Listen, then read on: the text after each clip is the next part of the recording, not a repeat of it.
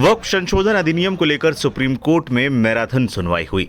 Act को लेकर दायर 70 से अधिक याचिकाओं पर कपिल सिब्बल और अभिषेक मनु सिंघवी जैसे वकीलों ने दलील दी, तो वहीं केंद्र सरकार का पक्ष सॉलिसिटर जनरल तुषार मेहता ने रखा। इस दौरान चीफ जस्टिस संजीव खन्ना ने कई तीखे सवाल केंद्र के वकील तुषार मेहता पर दागे। कपिल सिब्बल और अभिषेक मनु सिंघवी ने वक्फ बोर्ड में हिंदुओं की एंट्री पर सवाल उठाए। मुख्य न्यायाधीश संजीव खन्ना, न्यायमूर्ति संजय कुमार और न्यायमूर्ति केवी विश्वनाथन की पीठ इस मामले की सुनवाई कर रही है।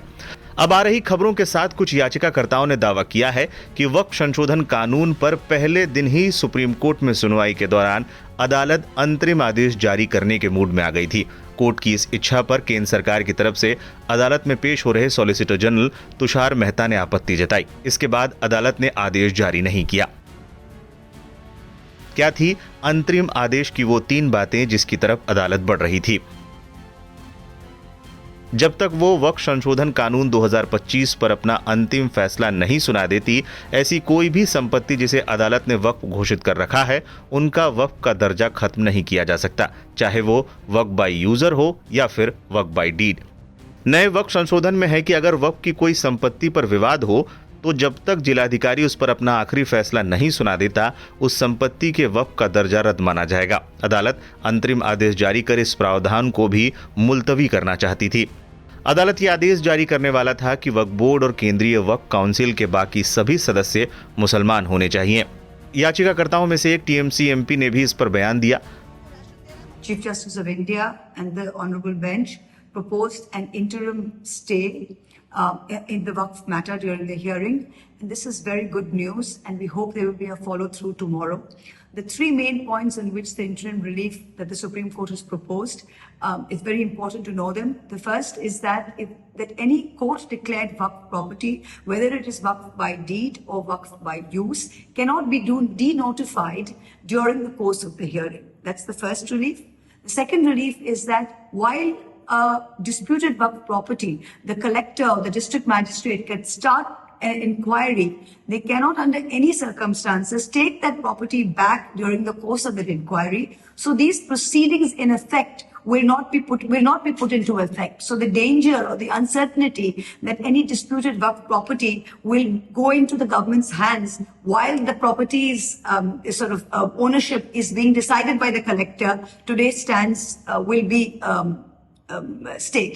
The third most important thing is that the Supreme Court has proposed the relief is that in the state Waqf boards and the central Waqf council, nobody except from the ex-officio members will be non-Muslim. So the danger that the Waqf Amendment Act had, for example, in the Central Waqf Council was that out of 22 members, there could be a scenario where 10 would be Muslim and 12 would be non-Muslim. Today, that possibility does not seem a possibility because the maximum members, which will be ex-officio, will be 2. So there will be a Muslim majority on the state Waqf boards and in the Central Waqf Council. याचिकाकर्ताओं में से एक अमानतुल्लाह खान के वकील ने भी कुछ ऐसा ही बयान दिया था।